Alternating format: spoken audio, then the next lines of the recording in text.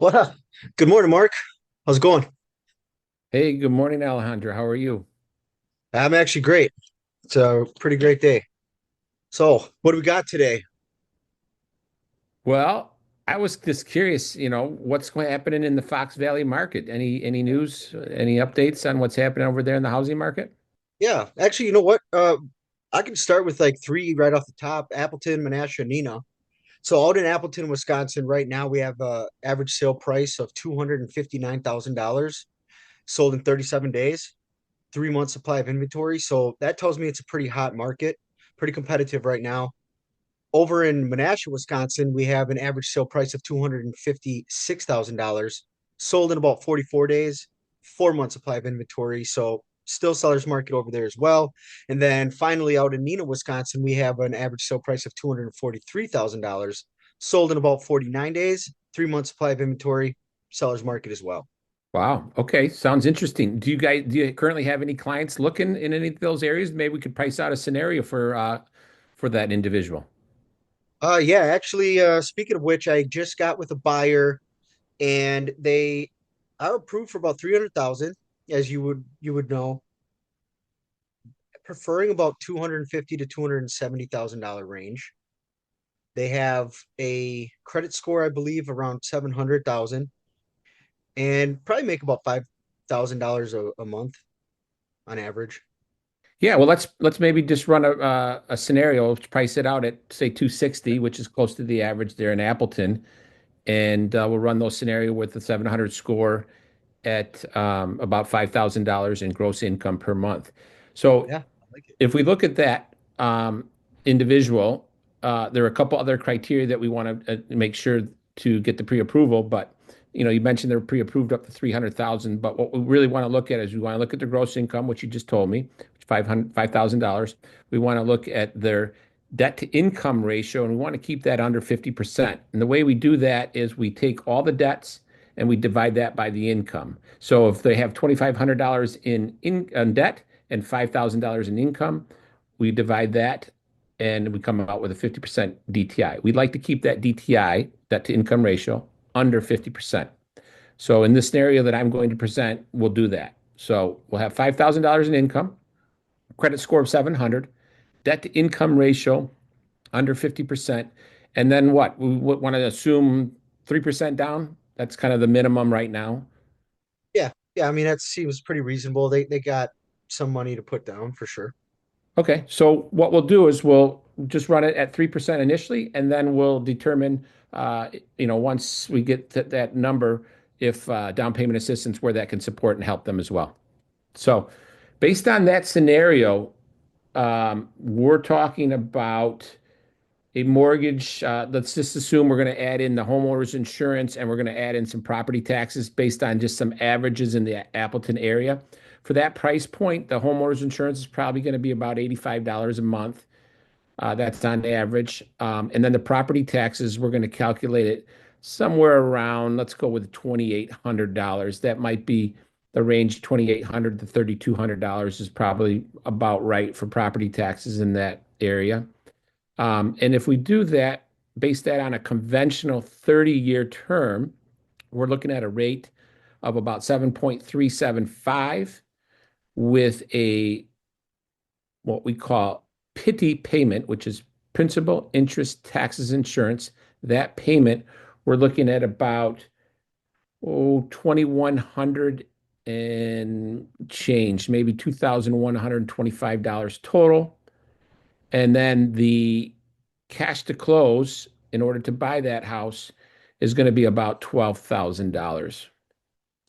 So I'm just curious. Let's say they have some down payment money. And let's say the scenario is this. They don't want to have to spend that money if they don't have to. Is it still worth, or are they even eligible to apply for down payment assistance? Yeah, so during the pre-approval process, that's one of the topics that we discuss. We want to make sure that you're not buying a house and becoming home broke, is what we call it.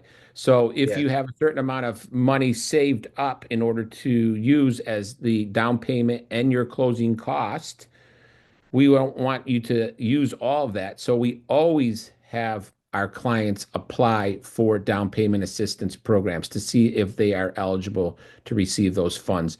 So you'd say that's a pretty highly recommended thing then. Okay.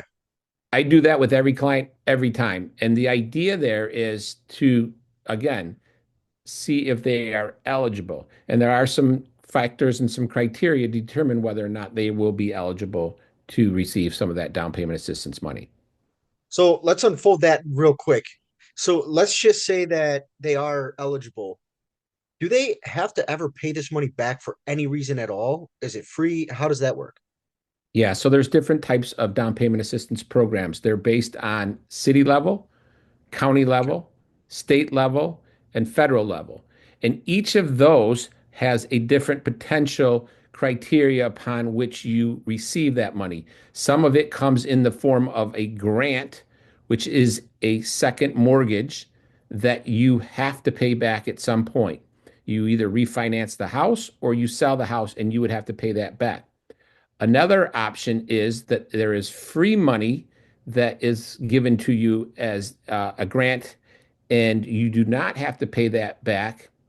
And then the third option is you receive that money as a grant, and over the course of time, the grant becomes more forgivable. So, over, for example, a 5 year period, Okay.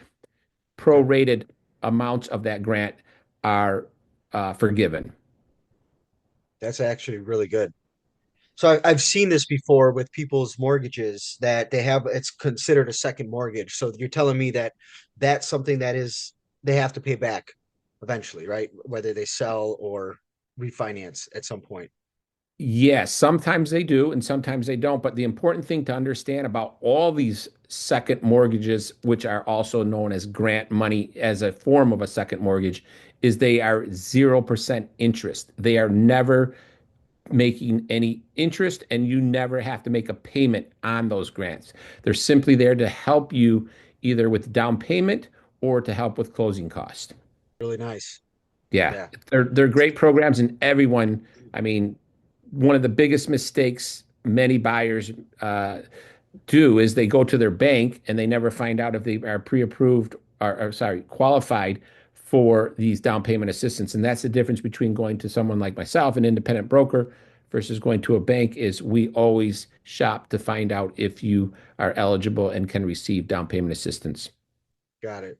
And at the end of the day, I would say there's not anything wrong with the bank per se, but let's be real here. There are different things happening in different areas, which is why it is highly recommended that people do their due diligence as a buyer or get in touch with professionals to find out the best direction, because getting in front of someone like yourself, who is a broker, can definitely show them options and avenues and direction is of something that's going to work for them.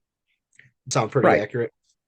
Right. I always recommend you can shop with multiple lenders. There's nothing wrong with the bank per se, but there are some distinct advantages working with an independent mortgage broker versus a bank. And we have access to multiple lenders that have multiple programs. So there's always a program that can fit your financial needs, whether it's looking for down payment assistance, whether it's looking for a lower interest rate, whether it's lower cost, there's always an option. There's always a way to find a program that will fit your particular needs.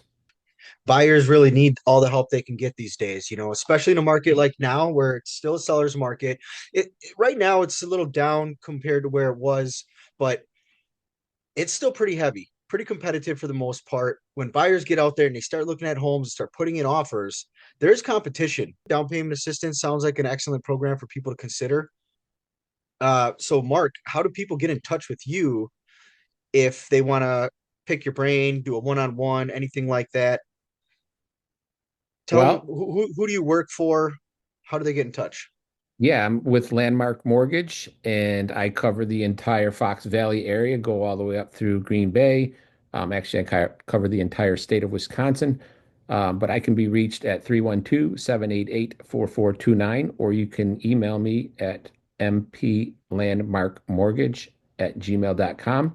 And if you'd like to book a one-on-one consultation to find out what types of down payment assistance you're eligible and get pre-approved, you can click the booking link in the description below. Well, there we have it, guys. Thank you for tuning in. If there's anything we can do for you, you have any questions, put them in the comments. Let us know if there's anything you'd like to see us go over so we can help you better understand any concerns or questions you guys have. And if you need to get a hold of me, your local real estate agent, you can find me with clicking the link down in the description as well. And I am with Big Wisco Real Estate Group. This is Alejandro Trejo. Thank you.